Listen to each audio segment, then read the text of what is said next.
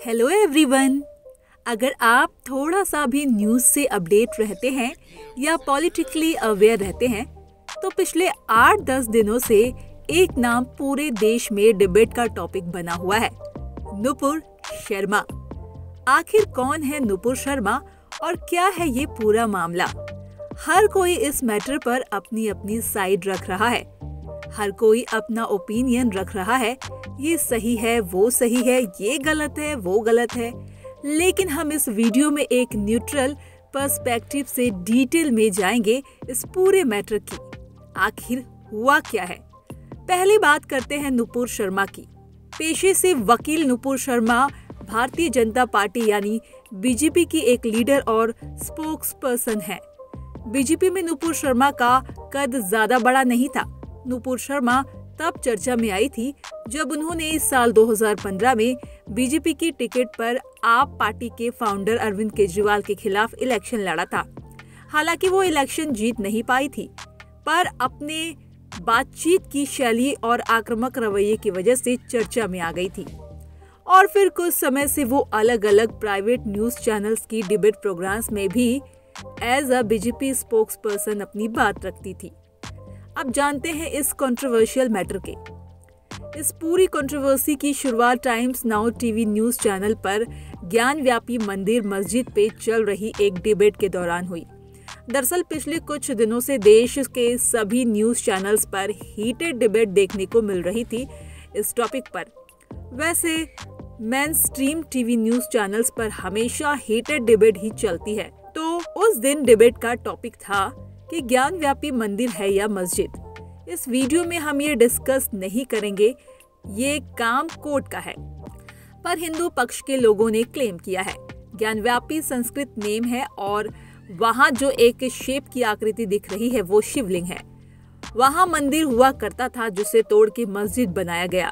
जबकि मुस्लिम पक्ष के लोगों ने कहा कि ऐसा कुछ भी नहीं है, ज्ञानव्यापी हमेशा से मस्जिद थी। इस मुद्दे पे नुपुर शर्मा की बहस एक इस्लामिक स्कॉलर से हो रही थी। उस डिबेट के बाद ये खबर सामने आई कि नुपुर शर्मा ने लाइव डिबेट में इस्लाम एंड पैगंबर को डिफेम किया है। उन पर आरोप लगे कि उन्होंने प्रोफेट मोहम्मद पर अभद्र टिप्पणी की है। उन्होंने 6 साल की बच्ची से शादी की और 9 साल की एज में सेक्स किया। जबकि नुपुर शर्मा ने अपने स्टेटमेंट में कहा कि उन्होंने कुछ भी अपशब्द नहीं कहा है किसी रिलीजन के खिलाफ। उनके अकॉर्डिंग उन्होंने एक फैक्ट स्टेट किया था। उनका ये भी कहना था कि पहले दूसरी तरफ से शिव जी का मजाक उड़ाया गया। उन्होंने कहा कि वहां बहस के दौरान शिवलिंग का मजाक उड़ाया गया, जिसके बाद बहस के फ्लो में इन्होंने वो कंट्रोवर्शियल स्टेटमेंट दिया। लेकिन बात यहाँ तक नहीं रुकी। असली विवाद इसके 2 दिन के बाद शुरू हुआ, जब कुछ लोगों ने ट्विटर पे उनको ट्रोल किया एंड टैग करके उस स्टेटमेंट की क्लिप शेयर की।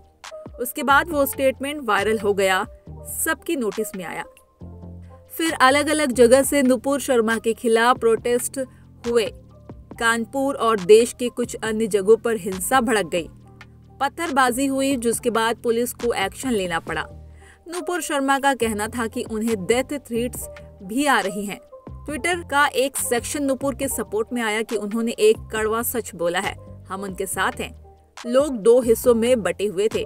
कुछ दिन तक तो ये बहस सवाल देश भर के अंदर था, लेकिन उसके बाद इस्लामिक कंट्रीज लाइक सऊदी, कतार जैसे और भी कई देशों ने इस मुद्दे पर इंडिया के खिलाफ आवाज उठाई।